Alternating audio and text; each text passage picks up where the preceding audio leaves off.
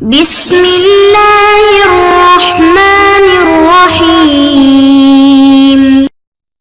اعوذ باللہ من الشیطان اللعین الرجیم بسم اللہ الرحمن الرحیم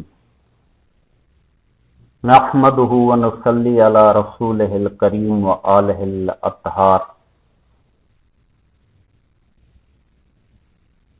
کتاب توضیح المسائل کے مسلسل دروس جاری ہیں، جن میں سے آج ہم سبق نمبر 15 جس کا عنوان وہ حلال مال جو حرام مال میں مخلوط ہو جائے، یعنی حلال اور حرام مال اگر آپس میں مل جائیں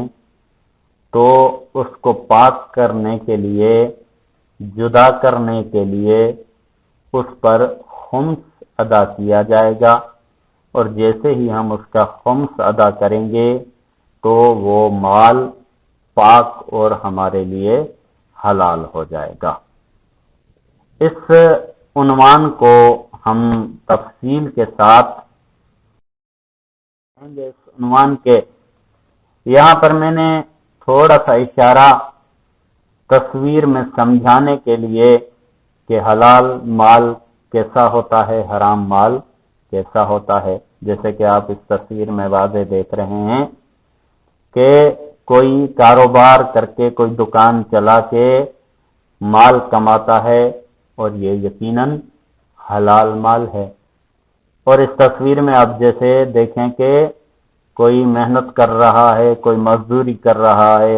کوئی بزرگ بوریاں اٹھا رہا ہے، یہ یقیناً سب سے افضل ترین حلال مال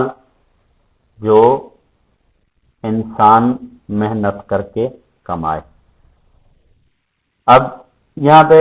نیچے آ جائیں، جیسے کہ مثلا یہ شخص کسی کا پرس مار رہا ہے، حرام مال ہے، یا یہ لوگ جیسے کہ ڈاکہ ڈال کے کسی کو ہراساں کر کے کوئی مال لوٹ رہے ہیں، یہ حرام مال ہے۔ اب یہاں پر کوئی ایسا شخص ہے جو کہ محنت مزدوری کرتا ہے، اور کوئی ایسا شخص ہے کہ جو حرام مال کماتا ہے۔ اگر ان کا مال جو ہے وہ مخلوط ہو جائے اور حلال کمانے والے بیچارے کو پتہ نہ چلے تو اس کو کس طرح سے پاک کیا جائے، اس کو ہم آگے تفصیل کے ساتھ پڑھیں۔ اب آ جائیے مسئلہ نمبر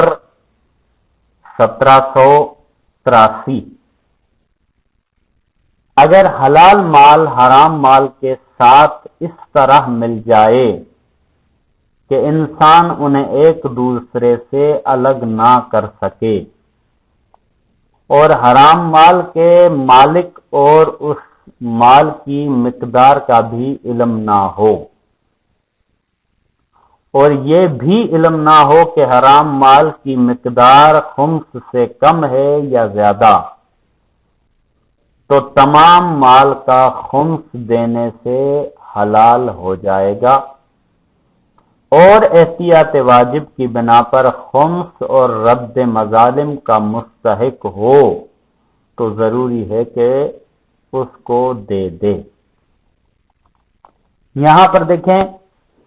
کہ ایک شخص ہے کہ جس کے پاس حلال مال ہے، اب اسی کے پاس کسی کا مال آ گیا، اب وہ کس طرح سے آیا، مثلا کسی سے اس نے لیا تھا وہ واپس نہیں کر پایا، یا مثلا اور وہ شخص کو بھول گیا، یا وہ مثلا شخص گم ہو گیا، اب اسے مل نہیں رہا، مطلب اس میں کافی بہت زیادہ صورتیں ہو سکتی ہیں جس طرح کہ اس کے پاس حرام مال آ سکتا ہے حلال کے ساتھ۔ اب وہ چاہتا ہے کہ جو اس کے پاس مال ہے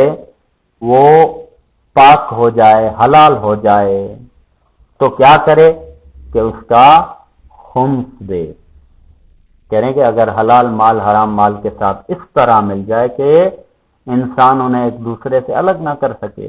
اس طرح ملا ہوا ہے کہ پتہ ہی نہیں چل رہا ہے کہ حلال کتنا ہے، حرام کتنا ہے، ملا ہوا ہے، اور اسے جدا نہیں کر سکتا، اور حرام مال کیا کہ مالک اور اس کی مقدار کا بھی علم نہ ہو، اسے یہ بھی پتہ نہ ہو کہ جو کہ میرے پاس حرام مال ہے، کسی کا مثلا حق لیا ہوا ہے، یا کسی کے پیسے اس کے پاس رہ گئے ہیں، یا کسی سے ادھار لیا ہوا ہے، یا اس کے مالک کا بھی اسے پتہ نہیں ہے، اس کی مقدار کا بھی اسے علم نہیں ہے، اور یہ بھی علم نہ ہو کہ حرام مال کی مقدار خمس سے کم ہے یا زیادہ، اس پورے مال کو ملا کر اس کا جتنا خمس بنتا ہے اسے یہ بھی پتہ نہیں ہے کہ حرام مال جو ہے اس خمس کے برابر ہے یا اس سے زیادہ ہے یا کم ہے، اسے یہ بھی معلوم ہے، تو تمام مال کا خمس دینے سے حلال ہو جائے گا۔ سارا مال ملا کر حلال اور حرام، سارا مال ملا کر اس میں سے خمس ادا کرے تو اس صورت میں وہ مال حلال ہو جائے گا، اس کا پورا مال حلال ہو جائے گا۔ اب وہ اس کے خمس کے بعد جو باقی بچے گا وہ اس کی اپنی ملکیت ہے، اور وہ اسے حلال کے طور پر استعمال کر سکتا ہے۔ اب اس میں احتیاط واجب کی بنا پر خمس اور رد مظالم کا مستحق ہو تو ضروری ہے کہ اس کو دے دے۔ اب جو اس نے خمس نکالا ہے وہ یا تو خمس کا مستحق ہونا چاہیے، اس کے حوالے کرے، یا رد مظالم کا مستحق ہو۔ رد مظالم جیسے کہ میں نے پہلے بھی بیان کیا تھا ایک دفعہ کسی مسئلے میں کہ رد مظالم یعنی کسی سے اس نے لوٹا ہے یا کسی پر جبر کر کے یا کسی طرح سے اسے وہ مال حاصل ہوا ہے، تو اس ظلم کو ختم کرنے کے لیے جو مال دے اسے رد مظالم کہا جاتا ہے۔ تو اس صورت میں رد مظالم کا جو مستحق ہے یا خمس کا جو مستحق ہے، یہ جو خمس نکالے گا اس مستحق کے حوالے کر دے۔ آ جائیے مسئلہ نمبر 1784۔ اگر حلال مال حرام مال سے مل جائے اور انسان حرام کی مقدار خواہ وہ خمس سے کم ہو یا زیادہ جانتا ہو، لیکن اس کے مالک کو نہ جانتا ہو، تو ضروری ہے کہ اتنی مقدار اس مال کے مالک کی طرف سے نیت کر کے صدقہ کر دے، اور احتیاط واجب یہ ہے کہ حاکم شرع سے بھی اجازت لے۔ اچھا، اب یہاں پر کہہ رہے ہیں کہ اسے پہلی صورت یہ تھی کہ نہ اسے مقدار کا پتہ ہے نہ اسے مالک کا پتہ ہے، کچھ پتہ نہیں ہے، لیکن اس صورت میں بتا رہے ہیں کہ نہیں، اسے مالک کا تو پتہ نہیں ہے کہ اس کو جا کے واپس کر دے، لیکن اسے مقدار کا پتہ ہے، چاہے وہ خمس سے زیادہ ہو، مثلا جتنا خمس بنتا ہے سارے مال کا وہ اس سے مقدار زیادہ ہو یا کم ہو، دونوں صورتوں میں زیادہ ہو یا کم ہو، لیکن اسے مقدار معلوم ہے کہ حرام مال کی مقدار اتنی ہے، تو اس صورت میں کیا کرے گا؟ مالک کو نہیں جانتا تو ضروری ہے کہ اتنی مقدار اس مال کے مالک کی طرف سے نیت کر کے صدقہ کر دے۔ اس مال کے جس کا مال ہے اس مالک کو نہیں جانتا، اس مالک کی نیت کر کے یہ صدقے کے طور پر وہ مال دے دے، اور احتیاط واجب یہ ہے کہ حاکم شرع سے بھی اجازت لے۔ ایسا صدقہ نکالنے کی حاکم شرع یعنی مجتہد یا مفتی سے بھی اجازت لے، اجازت لینے کے بعد اس کی طرف سے وہ صدقہ کر دے۔ یہ مسئلہ نمبر 1785۔ اگر حلال مال حرام مال سے مل جائے اور انسان کو حرام کی مقدار کا علم نہ ہو، لیکن اس مال کے مالک کو پہچانتا ہو، اور دونوں ایک دوسرے کو راضی نہ کر سکیں، تو ضروری ہے کہ جتنی مقدار اس کے بارے میں یقین ہو کہ دوسرے کا مال ہے وہ اسے دے دے. یہ بالکل 84 مسئلہ جو تھا اس کے بالکل الٹ. اس میں یہ تھا کہ مقدار کے بارے میں علم تھا، مالک کے بارے میں علم نہیں تھا. لیکن اس میں یہ ہے کہ مالک کے بارے میں علم ہے، مقدار کے بارے میں علم نہیں ہے. اسے پتا ہے کہ فلاں اس مال کا مالک ہے جو کہ میرے پاس ہے، حرام مال. البتہ اس کی مقدار کتنی ہے کچھ پتا نہیں ہے اسے. تو کہہ رہے ہیں کہ اس صورت میں کہ جب مقدار کا اسے علم ہو نہ ہو اور مالک کا علم ہو، مالک کو پہچانتا ہو اور دونوں ایک دوسرے کو راضی نہ کر سکیں. اب اس نے اس کو بتایا کہ بھائی تمہارا مال تو میرے پاس ہے لیکن کتنا ہے کچھ پتا نہیں ہے. اب وہ راضی نہیں ہو پا رہے کہ وہ کہتا ہے کہ مجھے زیادہ چاہیے، وہ کہتا ہے کہ مثلا کہ میں تجھے کم دوں گا. اب وہ اس بات پر دونوں ایک دوسرے کو رضامند نہ کر پائے کہ جتنی مقدار کے بارے میں یقین ہو کہ دوسرے کا مال ہے وہ اسے دے دے. اب کہہ رہے ہیں کہ جتنا اسے یقین ہو کہ اتنا مال ہو سکتا ہے اس کا تو وہ اسے دے دے. بلکہ اگر دو مال حلال و حرام ایک دوسرے کے ساتھ اس کی اپنی غلطی سے مخلوط ہوئے ہوں تو احتیاط کی بنا پر جس مال کے بارے میں اسے احتمال ہو کہ یہ دوسرے کا ہے اسے اس مال سے زیادہ دینا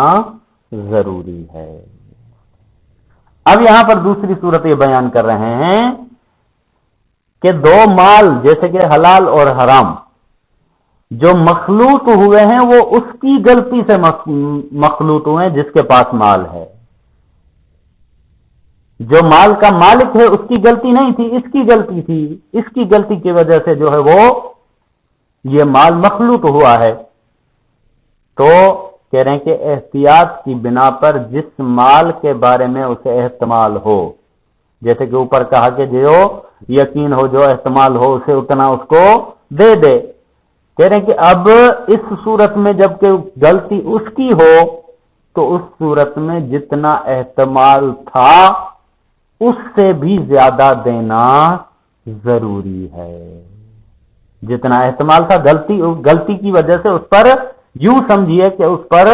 یہ جرمانہ بھی لگے گا کہ جتنا اسے احتمال ہو مال کا اس سے کچھ زیادہ کر کے اس کو دے دے تاکہ اسے بالکل اطمینان حاصل ہو جائے کہ میرا مال اب بالکل پاک ہو گیا. اب آ جائیے مسئلہ نمبر 1786. اگر کوئی شخص حرام سے مخلوط حلال مال کا خمس دے دے اور بعد میں اسے پتا چلے کہ حرام کی مقدار خمس سے زیادہ تھی تو ضروری ہے کہ جتنی مقدار کے بارے میں علم ہو کہ خمس سے زیادہ تھی اسے اس کے مالک کی طرف سے صدقہ کر دے. جیسے کہ ہم نے پہلے بتایا تھا کہ اگر مقدار کا علم ہو مالک کا علم نہ ہو تو اسے صدقہ کر دینا چاہیے، لیکن پہلے اسے معلوم نہیں تھا. حلال اور حرام مال اس کے پاس موجود تھا لیکن اس نے اس سے کیا کیا کہ جو وظیفے کے مطابق اس کا خمس ادا کر دیا.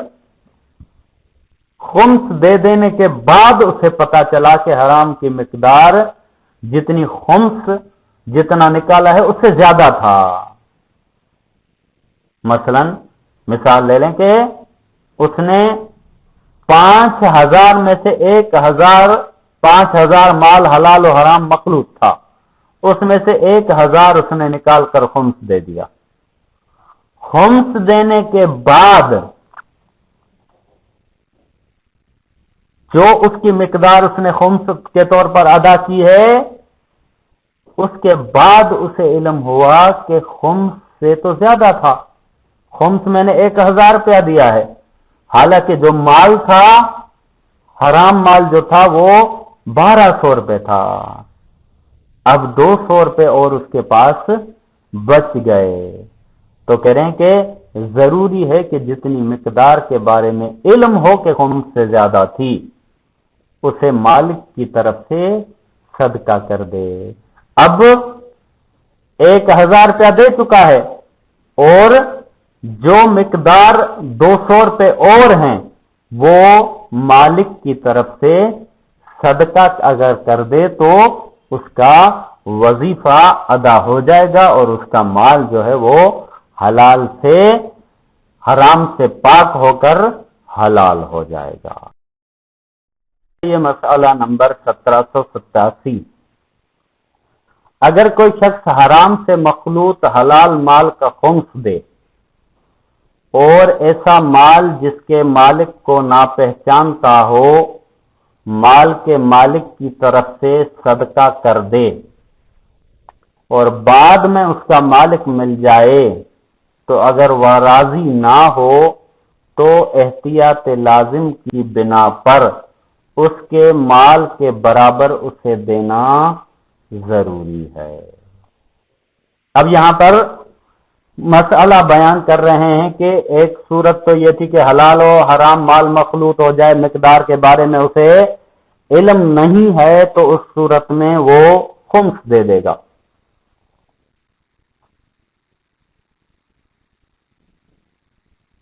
دوسری صورت یہ ہے کہ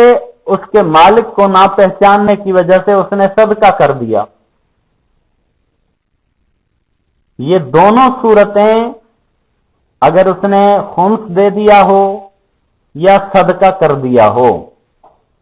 اور بعد میں اس کا مالک مل جائے، بعد میں پتہ چلا کہ اس مال کا مالک تو فلاں ہے اور اسے پتہ چلا کہ اس نے میرا مال کھایا ہے، اب وہ آ گیا اور اس نے کہہ دیا کہ مجھے مال دے، یا اس نے خود نے جا کے بتا دیا کہ بھئی تیری طرف سے میں نے خمس دے دیا یا تیری طرف سے میں نے صدقہ دے دیا، تیرا جو مال میرے پاس تھا اس کو میں نے صدقہ دے دیا یا خمس دے دیا۔ اب وہ راضی نہیں ہو رہا، وہ کہہ رہا ہے کہ بھئی تو کون ہوتا ہے میری طرف سے خمس دینے والا، یا تو کون ہوتا ہے میری طرف سے صدقہ دینے والا، مجھے تو مال چاہیے۔ اب وہ کیا کرے گا؟ تو کہہ رہے ہیں کہ وہ اپنے دعوے میں حق بجانب ہے، تو اس صورت میں احتیاط لازم کی بنا پر اس کے مال کے برابر اسے دینا ضروری ہے، یعنی جو اس نے دیا خمس کے طور پر یا جو اس نے دیا اس کے لیے اس کے نام کے صدقے کے طور پر، وہ اسے ایسے سمجھیں کہ نقصان میں گیا۔ اب جب مالک حقیقی اس کا آ گیا اور مالک کے بارے میں علم ہو گیا تو اس صورت میں اسے مالک کو اس کا جو بھی جتنا بھی مال بنتا تھا اسے دینا ضروری ہے۔ وصلی اللہ علیہ وآلہ وسلم۔